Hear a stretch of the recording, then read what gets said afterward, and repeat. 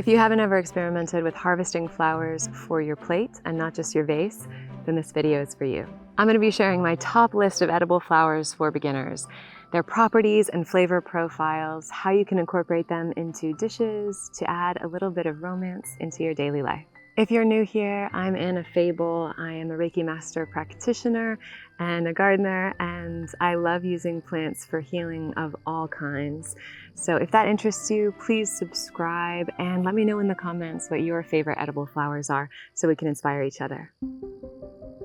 Always be mindful and careful when you're eating anything from your garden, right? There are tons of things both in our gardens and in the wild that are poisonous, very, very poisonous, like foxgloves and delphiniums and things like that. So just be mindful, be careful, do a little bit of research before you put anything in the garden into your mouth. So when harvesting any of these flowers, you just want to be sure that they haven't been sprayed with anything. And we are talking about flowers from the garden, so harvesting our own flowers instead of store-bought flowers, because you never really know what you're getting. They might be sprayed with chemicals and stuff like that if you're getting, let's say, a bouquet of flowers from the supermarkets. And you want to ensure that it's not an area that's frequented by animals. You want to make sure that it's not a part of your garden that your cat might like to use as a litter box, or maybe deer like to use as a restroom. Just be really, really mindful. You just don't want to have that contamination and that toxicity. So that's just something to be mindful of as well. So you want to be picking flowers that you would feel comfortable putting in a vase. You want things that are healthy and vibrant. You don't want anything that's too dull, that's damaged. Definitely you don't want anything diseased, right? So you want things that, you'd feel happy to put in a vase in your home. Healthy, thriving plants. Now I have both annuals and perennials on this list. So let's begin with dahlias. So with dahlias, these beautiful flowers, you can actually eat both the flowers, the petals of the flowers, and also the tubers. And the flowers come in tons of different shapes and sizes and colors. I believe the only color that we don't see in a dahlia is the color blue. I think you get all the rest of the spectrum of color with dahlias. Here we have a Wizard of Oz, a bluebell. That's actually this really beautiful purple, soft lilac on the top, and then a deep mauve on the bottom, and then this gorgeous Thomas Edison. So we have a lily, we have a pompon, and we have a dinner plate dahlia, although this one's a little small. Usually the Thomas Edisons are huge here. So these have protein and fiber and micronutrients like potassium, magnesium, calcium, and B6. There's also been research done into dahlias for their anti-diabetic properties to balance out blood sugar and insulin levels. And they've even created capsules, like dahlia capsules, to help with that. I think some of that work was done in New Zealand, but always check with your healthcare provider before you try anything like this at home. Now onto the flavor profile and texture. So the petals themselves are crispy and crunchy, and the flavor is pretty mild, but it can range from sweet to spicy to even a little bit on the piney side. But mostly they're pretty subtle compared to some of the others on this list. And since I mentioned it, the dahlia tubers can range from bitter to quite sweet. So think chestnuts to apples. And they can get sweeter with storage when the fibers convert to fructose, but we're mainly going to be talking about the flowers for this. How to use them in the kitchen. So I saw a recipe for dahlia quesadillas. So they use dahlia tubers for the filling of the quesadilla, and then they sprinkled the dahlia flower petals on top. That looked amazing. I love using the dahlia petals for savory dishes, for things like soups and curries and dals, dahlia dolls. And the texture is really, really nice on top of a really hearty, very tenderly cooked stew. Think lots of vegetables that have sort of been bubbling away for a while, and they have that really tender bite to them. Adding a few of these petals on top can add that crunch. We had that the other day, and it was amazing. I think we used the David Howard dahlias for that. Some lovely orangey, peachy colored dahlia petals for that. It was beautiful. And they can sometimes have almost like a carroty sort of flavor to it. So topping your autumnal stews, now that we're coming into that season, with some dahlia petals. I'm thinking like a butternut squash soup with some beautiful dahlia petals on top for a little bit of that crunchiness. Yeah, I think I might try that. Some of the darker flowers, oh, we have a little friend here. But some of the darker flowers, especially like the Thomas Edisons, I love using on desserts. So chocolate mousse with maybe a little bit of cashew and coconut cream kind of mixed together with a little bit of cacao or chocolate. I used to make this avocado pudding that had, it's like avocados and cacao with some cacao nibs on top. That would be great with a few dahlia petals on top of there. Really, really beautiful. That pairing with chocolate is really, really nice. This bug is so cute. Hi, little one. He looks like a garden fairy. And I find that the darker flowers are a little bit sweeter. I've read this as well. So just, yeah, taking a few of these petals, pulling them off, and just sprinkling them onto your plate to add a little bit of magic. Next up, we have nasturtiums. So both the lily pad leaves of the nasturtiums and also the flowers are edible. They're also very easy to start from seed, and they have big, like chunky seeds. And when you put them in the ground, they kind of germinate as these really beautiful miniature leaves instead of those kind of typical, like the seed leaves. They come up just looking like little miniature nasturtiums. They're very, very fun, and they're great for kids if you want to get your kids in the garden with you. They're just a very fun one to start. And the fact that they can eat the flowers as well. Kids usually really like that. And these are packed with nutrients, vitamin C, and similar to dahlias, they have calcium, potassium, magnesium. They're rich in antioxidants. They have vitamin B and D. And they're used in herbalism to treat sore throats, coughs and colds, and fungal and bacterial infections as well. So nasturtiums are soft and gentle.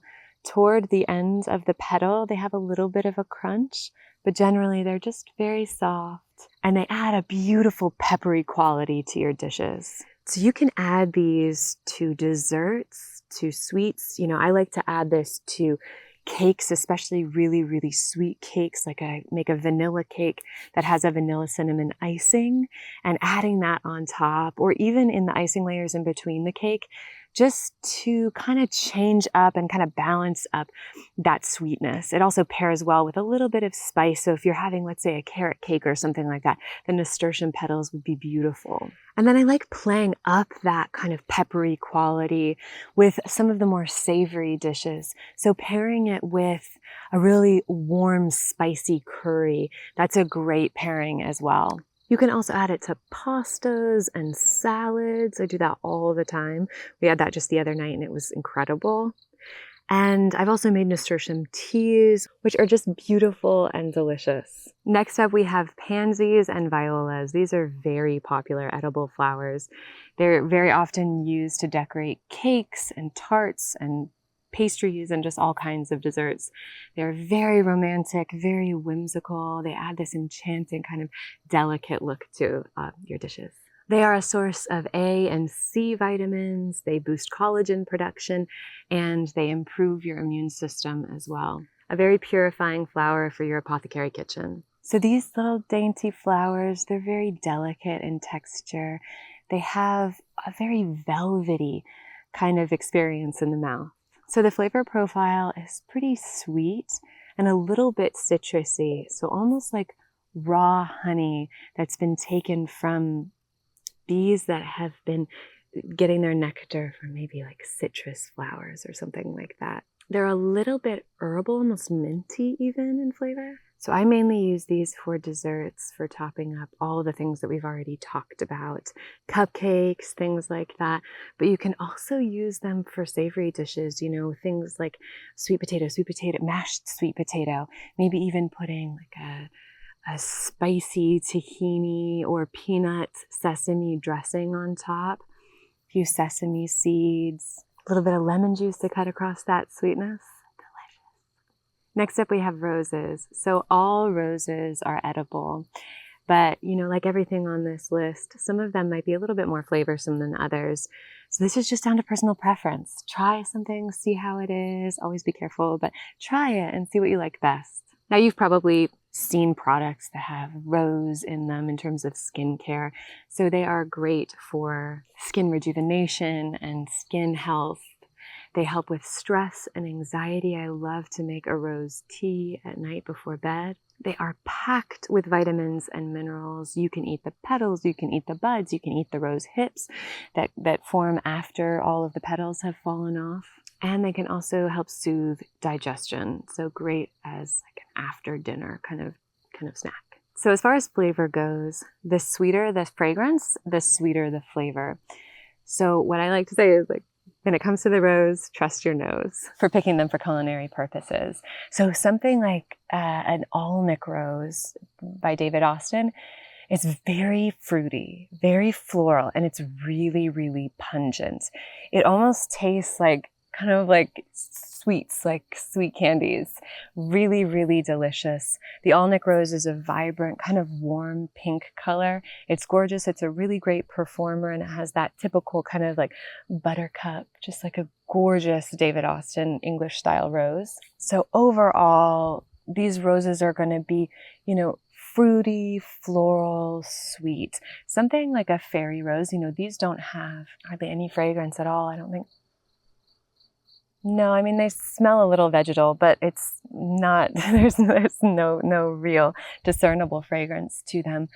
But you want to kind of pick things that are going to be a little bit more flavorsome, have a little bit more punch to them. So you can really use roses for any kind of dessert. You can use them, like rose and chocolate is a beautiful pairing. Rose and cardamom is like a match made in heaven. You could do a beautiful rose jam, like creating like a confit of roses with a little bit of citrus, maybe lemon juice, just to kind of cut through some of the sweetness of the jam. That would be amazing. An apple and rose chutney would be gorgeous, especially around this time of year. Kind of spreading that on some crostini, maybe some herbs from the garden or some of the other flowers from this list just sprinkled on top, or some rose petals would be beautiful. Next up, we have marigolds, and this is a very popular, very well-known edible flower as well. Marigolds have a lovely antioxidant profile. They fight free radicals, promote tissue growth, they're anti-inflammatory. Like some of the others on this list, they also support skin health. I mean, man, plants are just incredible. So these are zesty, bright, zingy. They almost have sort of a tangerine quality to them. So you could add these to curries, the petals to curries, to kind of play off of that richness and add a brightening element to your curries. Oh, you could put them on a summer pasta with some beautiful blistered garden tomatoes, some lemon zest, a little bit of hemp seeds sprinkled on top, some olive oil. Yes, yes, yes. So next up we have borage, and this is one of my favorite colors of blue in the garden. It's just that crystal clear blue color. It is a bit of a garden thug. It grows happily and rapidly wherever it lands, but it is really, really easy to control. It's just something to keep in mind though. So I planted it in one of our wattled garden beds in the veggie patch last year, I think. And this year it just popped up all amongst our begonias that we put in that bed. So it's just sort of like popping through and kind of freckling through the pink of the begonias. It actually looks really, really nice, but it is one that will spread. So if you have an area where you just want lots of color, some little edible flowers, that can be really nice. So borage is rich in omegas, it's anti-inflammatory, and it has been used as a sedative and as a natural diuretic as well. So these have a crisp watermelon flavor. They're also reminiscent of cucumbers. It's sort of like on a warm day, like a cucumber that's been warmed by the sun, but somehow when you take a bite of it, it still has that cool, refreshing crunch. They're really delicious. So I've been enjoying making like a Swedish summer salad with fresh, crisp watermelon, borage petals, some capers, tofu, a little bit of mint, flax seeds, tiny little dash drizzle of lemon juice. You could add the borage petals on top, maybe add some dahlia petals as well. That would be really, really nice. You could also add these to desserts for sure. Breakfast would be really, really nice, sort of like maybe a chia seed pudding with some of these borage flowers on top of it. Maybe borage flowers and blueberries would be nice. You could do a little bit of oatmeal, kind of a similar palette to it, or maybe mango, maybe an oatmeal with a little bit of mango if that's in season and available for you. And you can also add it to salads. I love doing that. You could add it to a nice crunchy kale salad. Once the leaves of the kale are all tender, they'll just add that nice freshness to it. You could also add it to an Asian, like a cucumber salad, maybe cucumber. Either you could do like a cucumber and dill salad. I mean, it's like 8 in the morning and I'm like making myself so hungry right now.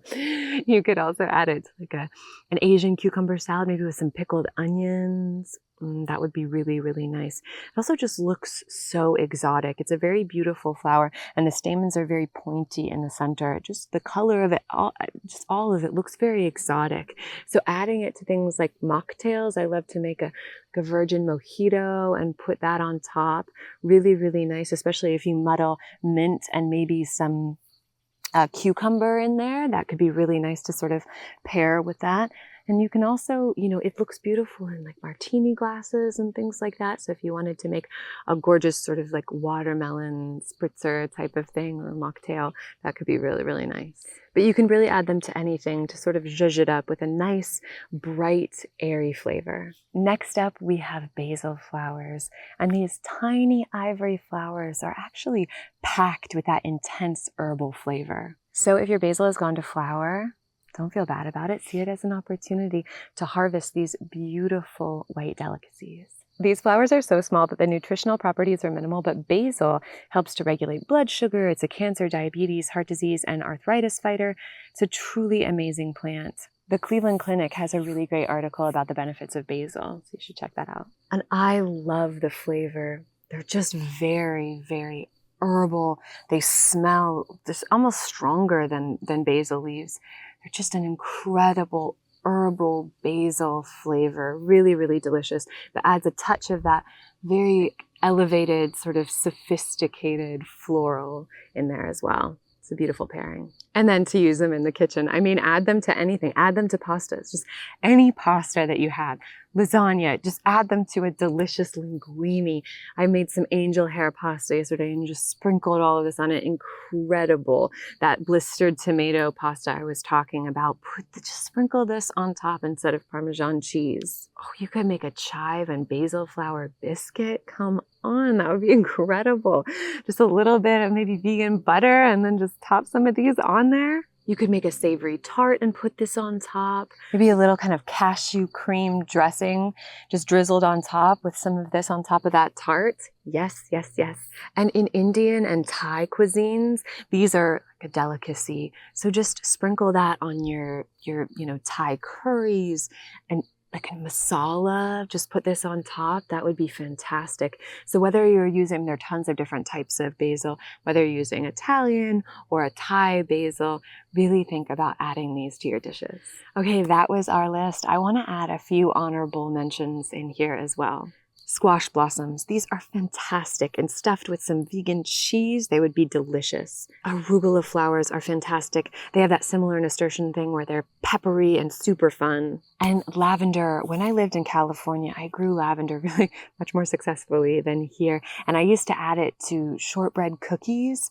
I used to cook for a homeless shelter, and we would bring them there once a month.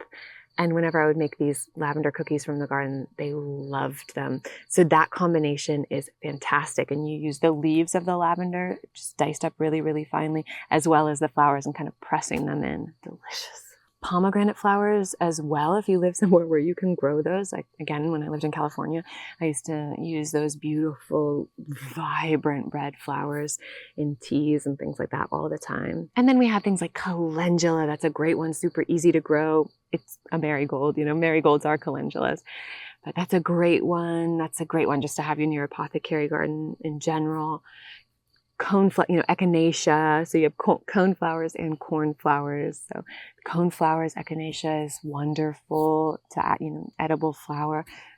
Cornflowers as well. We don't have any in bloom right now, but those are fantastic. And I mentioned this, but chive blossoms. Chive blossoms are wonderful to cook with. They're beautiful. Little tofu scramble with some chive blossoms on top would be wonderful.